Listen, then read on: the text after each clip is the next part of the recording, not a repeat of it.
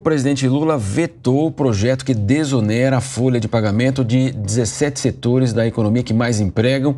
O ministro da Fazenda, Fernando Haddad, chegou a dizer que um dos objetivos da medida, implantada em 2012, era a geração de empregos, mas que isso não aconteceu.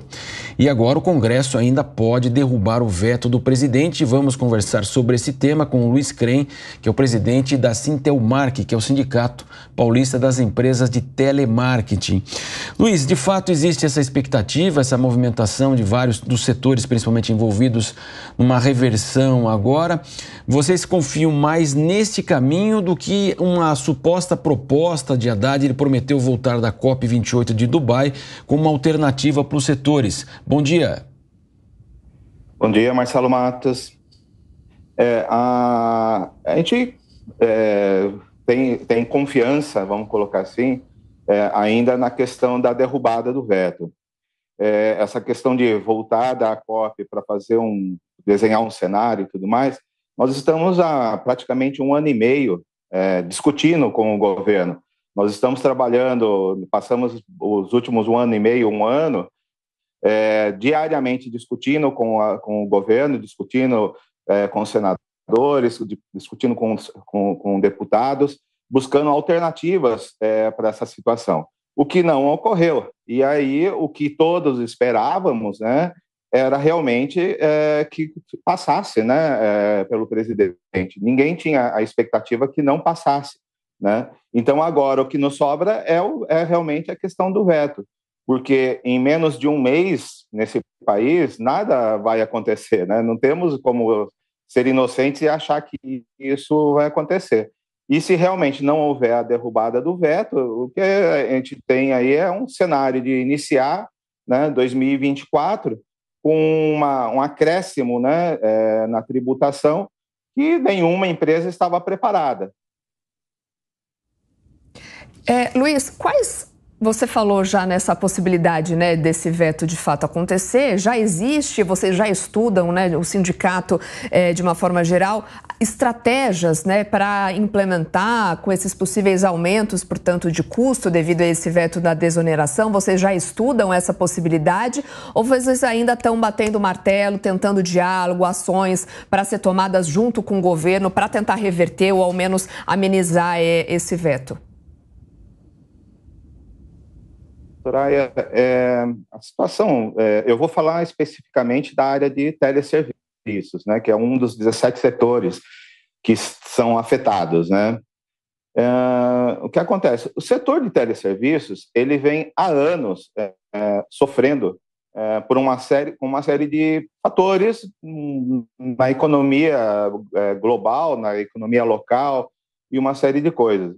O setor de teleserviços é um dos setores que mais empregam nesse país, né? O setor de teleserviços, ele é responsável pela geração de primeiro emprego de milhares de jovens nesse país.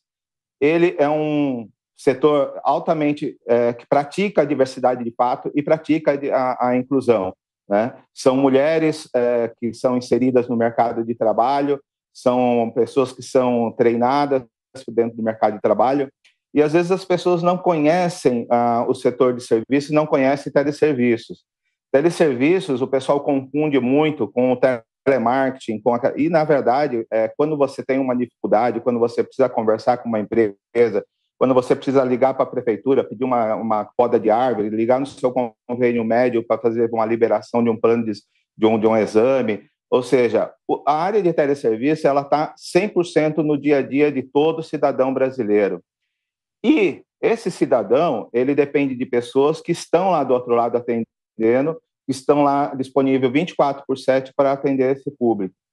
Esse setor ele vem sofrendo há anos com uma série de fatores.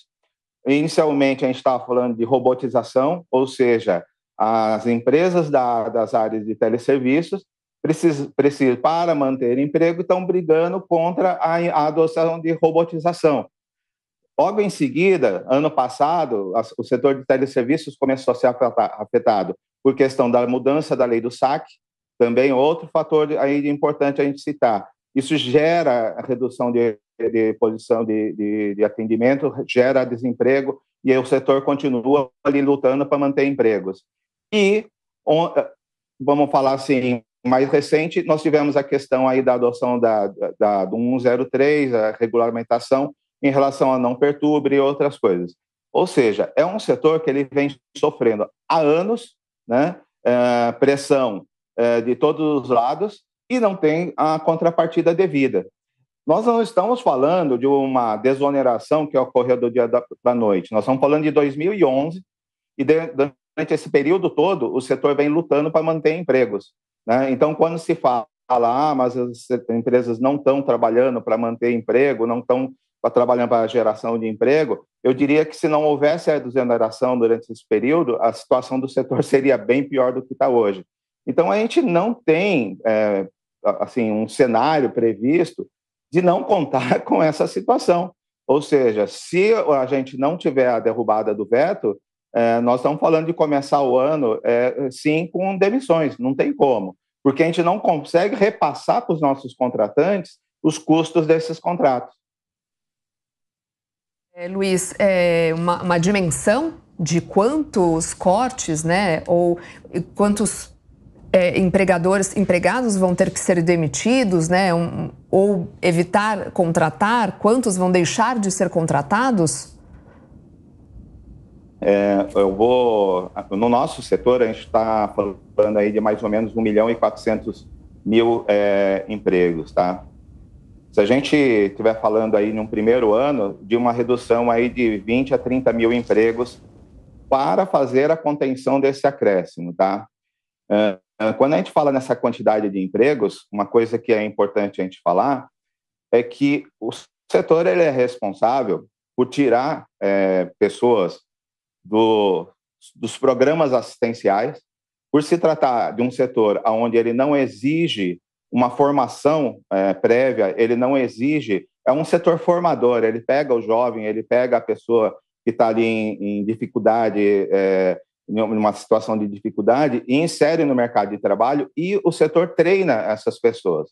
Então, se a gente for olhar, por exemplo, no Nordeste, nós temos cidades como Juazeiro do Norte, Mossoró, Campina Grande, João Pessoa, né, Arapiraca. Essas são cidades que todas elas têm unidades de teleserviços, e as pessoas que estão trabalhando nessas empresas, em seus call centers, por exemplo, muitas delas, eu diria que a maioria delas, acabaram saindo de um programa social do governo e estão com um emprego formal, tendo direito ali a um vale-alimentação, tendo direito a uma assistência médica, ou seja, é um setor que inclui as pessoas socialmente, inclusive, e tira dinheiro, vamos colocar assim, permite que outras pessoas sejam inseridas nesses programas sociais do governo.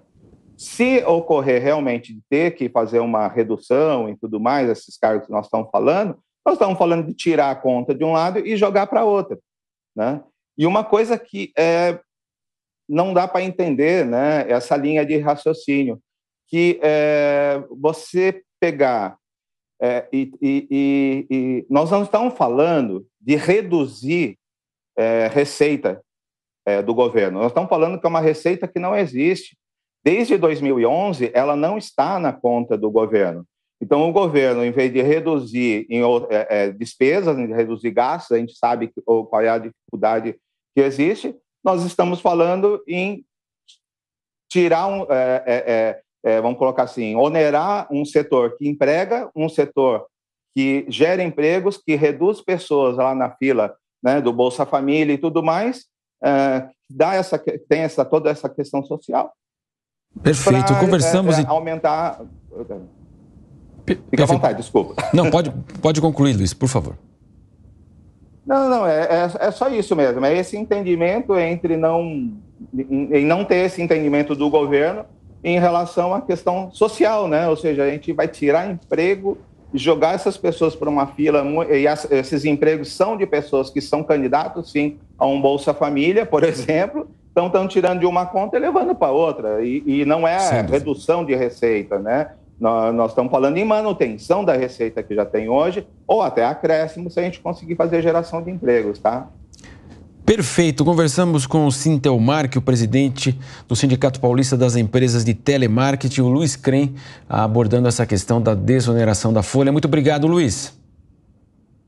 Eu que agradeço pela oportunidade e eu vou falar que o setor e os empregados vão passar aí o resto desse ano na torcida para que a gente consiga realmente derrubar, né, esse veto, que a gente entre o ano pensando em empregos, e sim, o setor e todos os setores estão abertos para negociar com o governo, sim, e achar alternativas, mas alternativas que gerem efetivamente emprego, e não alternativas que vão tirar emprego da população. Esse é o posicionamento do Sintelmarc, esse é o posicionamento do setor de teleserviços, e eu acredito que dos outros 16 setores envolvidos na desoneração.